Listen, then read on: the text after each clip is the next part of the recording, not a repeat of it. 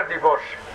যদি বাংলাদেশে জিয়াউর রহমান বেঁচে থাকতো আজকে বাংলাদেশের এই অবস্থা না, অনেক উপরে চলে যেত। তার যে পরিকল্পনা ছিল এই বাংলাদেশ স্বনির্ভর এবং উন্নত আধুনিক বাংলাদেশে পরিণত হইত। সেই জন্যে তিনি রাজনীতিবিদ হিসাবেও সফল। এই রাজনৈতিক দল এখনো টিকে আছে এবং বাংলাদেশে আজকে সবচেয়ে জনপ্রিয় দল।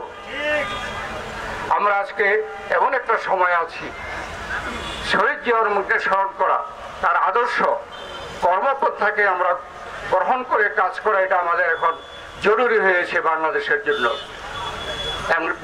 জিয়াউর রহমান বাকশাল বাতিল করে পতন ঘটিয়েছে, কিন্তু এখনো গণতন্ত্র পূর্ণ প্রতিষ্ঠা করতে পারে নাই। এই সরকার বলেছে যে জনগণের অধিকার ফিরিয়ে দেবে, তাদের প্রধান দায়িত্ব জনগণের অধিকারের মধ্যে ভোটের অধিকার প্রদান। গত 16 বছর যাবৎ দেশের মানুষ ভোটের অধিকার থেকে বঞ্চিত।